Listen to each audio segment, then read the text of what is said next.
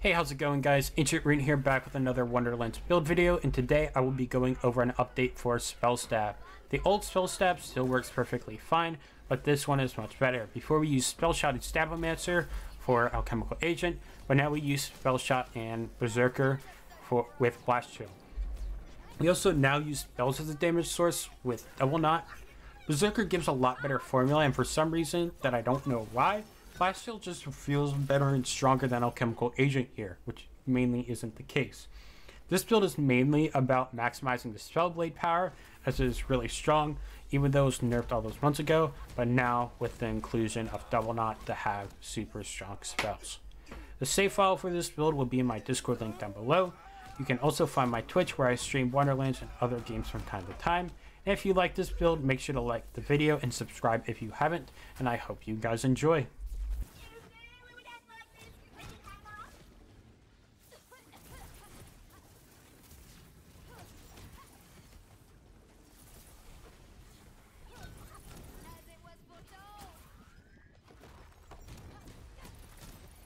Alright, and for the gear, we want to use anything that'll benefit our melee or spell/double knot.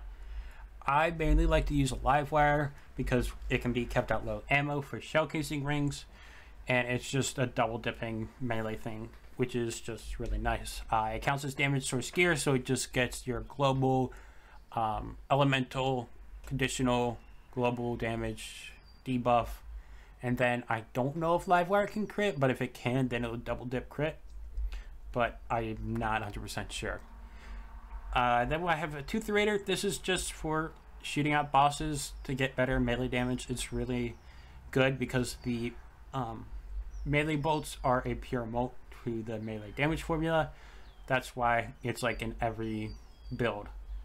I have an idol on here just because it's the best for double knot. If a double knot crits, then it can get your gun part crit formula, and also just gun crit formula in general. And so this 33% crit damage is really nice. And then there's also some other hitting crit parts from crossbolts, being Hyperius from a sniper. I think it makes it around 46% crit hit damage from here. I'm not 100% confident on that. And then we have a Nightshade. This is really good because it has the crit parts and the melee blade. And then it can also be kept at low ammo. And then I go spellcast all damage. You can also go axial all damage, as I have axial start here. You could also go melee damage, but I find all damage better as it affects both spells and melee. We use the Spellblade because it turns spell damage into conditional damage for melee swings. You want to get the Warrior Hilt mod for better damage, and then the consecutive hits enchant, as it's a pure molt to our damage for this build for melee specifically. It's called melee card boost. That's what we call it. So it's just really good here, as I said, for this specific build. With the bonuses we have, this is a pure molt for melee. And then we go a Cursed Wit. You want to get Cursed Wit with Fleet, Roid, or Capacity because of unarmored defense. This gives conditional damage, and our ward is always down because of glass cannon, which also means that capacity doesn't hurt us because once it's down, it stays down. And capacity just gives us more health.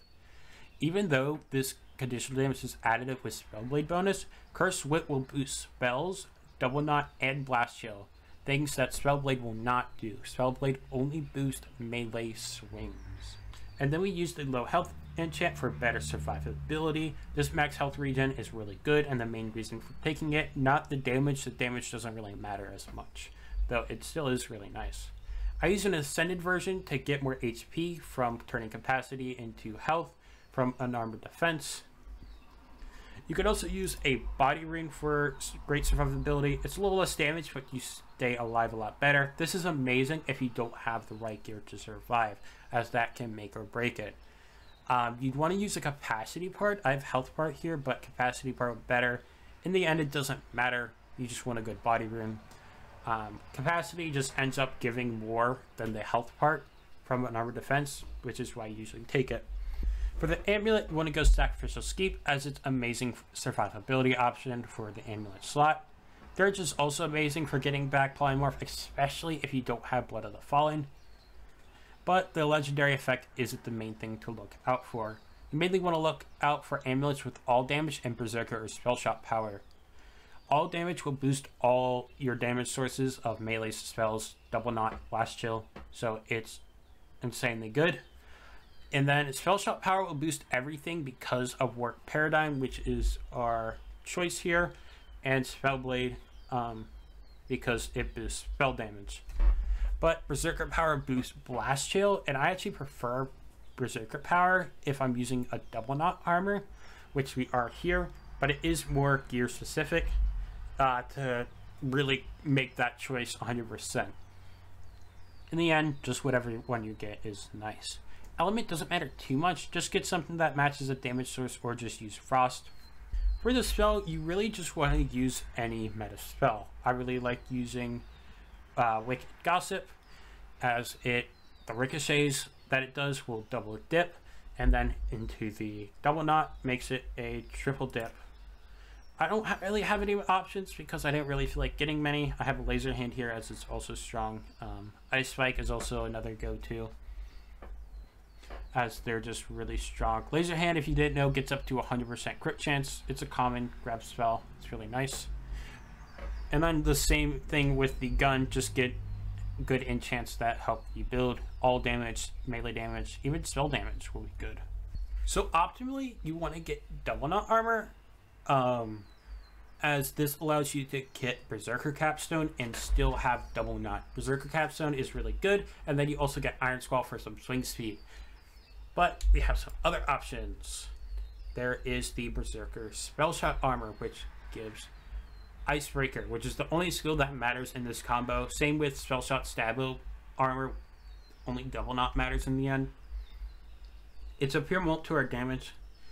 And then I don't have one on me, but Spell Shot score is pretty much the same. Spell Shot Berserker Armor rolls with high thread count. And that's really the only thing that matters in it.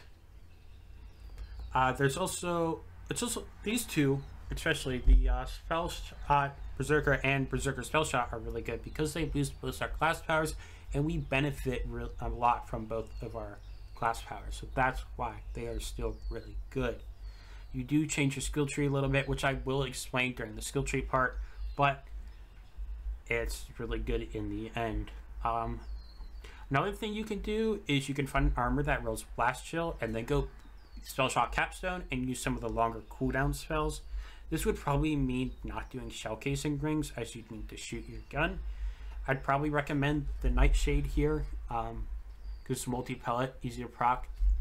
But you could also still technically get it for low ammo. I do this weird tech with my Warped Hammer Dime build. That may or may not be out yet when I post this video. That just depends on when I decide. But I haven't tried it. It's just a combo that I just have a theory could work if you do find a good one. I don't remember what the combos are, but I do know there are some armors out there that can roll Blast Chill. The passives you want to look out for your armor are all damage, as that boosts everything. Area damage will boost your spells. Pretty much every spell, I think, besides Arc Torrents, which is a non-unique. Area damage will also boost Blast Chill, which is very important.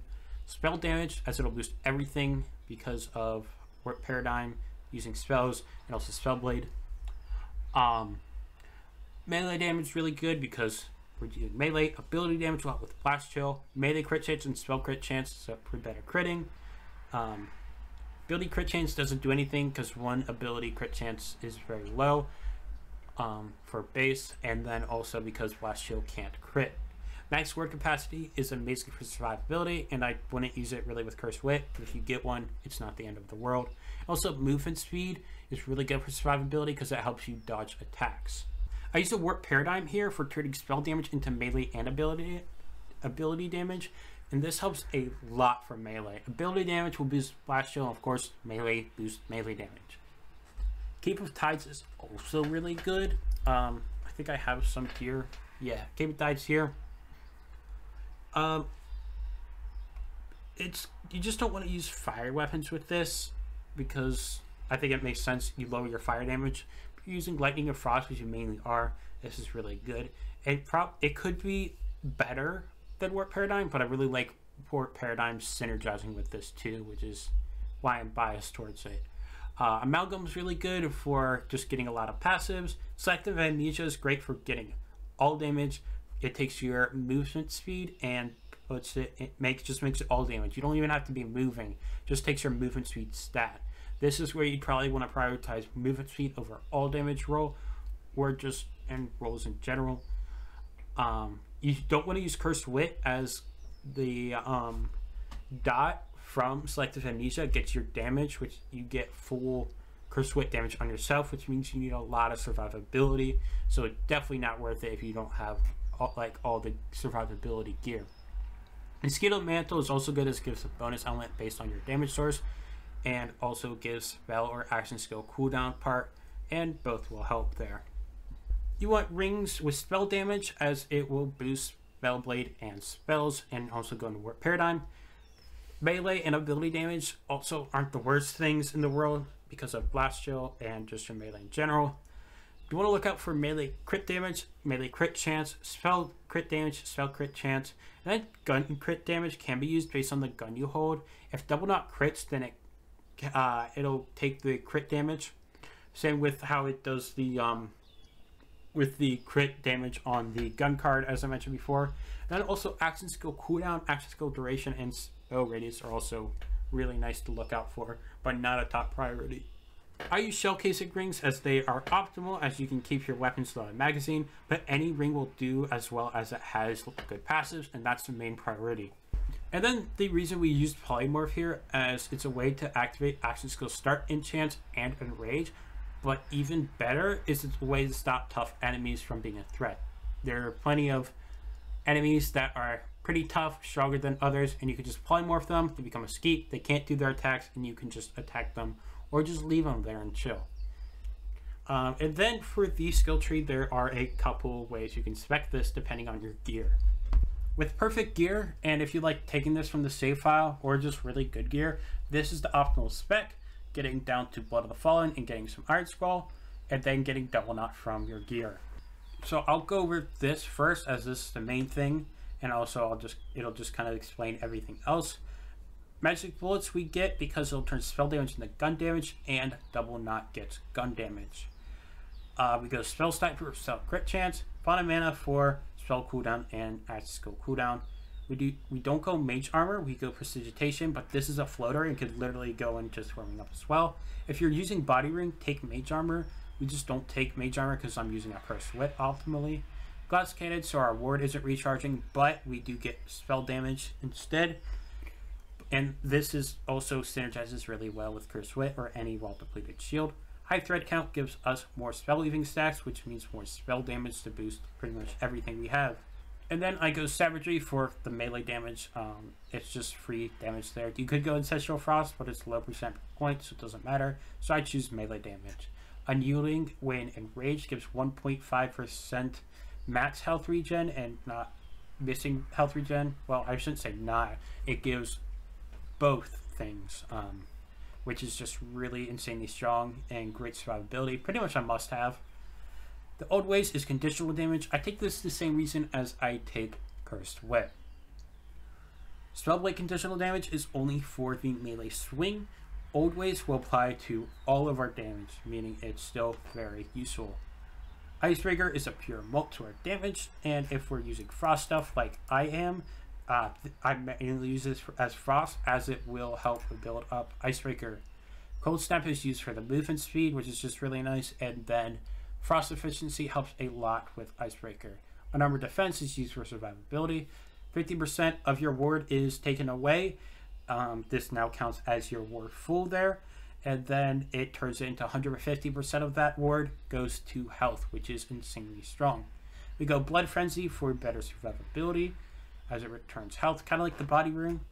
And then Relentless Rage is really good survivability, as it helps you stay and save your soul longer if you need to. Blast Chill is a big part of what we're taking. It's just really nice to have. It's double dipping. As it says here, it can't crit, which is fine. And then we take Iron Scroll. This is for the melee attack speed, just better DPS, and it's really nice to have. And then Blood of the Fallen helps us get our cooldown back, mainly for the cooldown, not the duration, as we usually don't keep Polymorph up for too long. And now for the other stuff here. So if you don't have good gear with Double Knot, you'd want to take points out of Blood of the Fallen and Iron Scroll, and you may need like one other to get 3 points in Double Knot. You'd take it in one of these two skills, and then just get the Double Knot. You don't go one shot, one kill, as it's not really worth it. You'd have to take 1 point out of Double Knot or get rid of Blast Chill, which is definitely a no-go. And then you have 3 Double Knot and 1 Blast Chill, which is the easiest to have and probably what you should have with gear. And then, as I mentioned, with the Blast Chill armor, you could do this if you get a good armor with Blast Chill and you don't have anything better. Then you can also go to Sever the Thread and use long cooldown spells like a Barrel Maker, Curse of Malice. Let's see, Frozen Orb is a great one that has long cooldown. Ice Spike, I mentioned, is also kind of has the longest cooldown, so this can help it. But you are giving up a lot of passives. You'd be giving up like these. I think a little bit of either Cold Snap or Blood Frenzy. So I don't really find it worth it, but that is something you do. The reach here, you'd go what I said before with the Double Knot, but then you'd put 1 point in 1 shot, 1 kill, and then put another point in one of these two here, and then you could pick up Sever the Thread. And then here we go crit damage with Village Idiot, because we're critting a lot, so it's just good to have. Then we go max word HP. Even though I use a Curse Wit, it still helps for better survivability. And then I go spell cooldown to spam my spells more. I hope you guys enjoyed the build video. I put in so much work to find the best possible outcome for this build, and it still has so many gear options, meaning it hopefully isn't too hard to farm. Spells in melee are also 2 of my favorite build types, so combining this is just amazing. It's awesome to see the things that you can do when you just put a bunch of math together. Again, the save file will be in my Discord link down below, and make sure to like and subscribe if you haven't already. And I hope you guys enjoyed, and I will see you guys next time. Peace.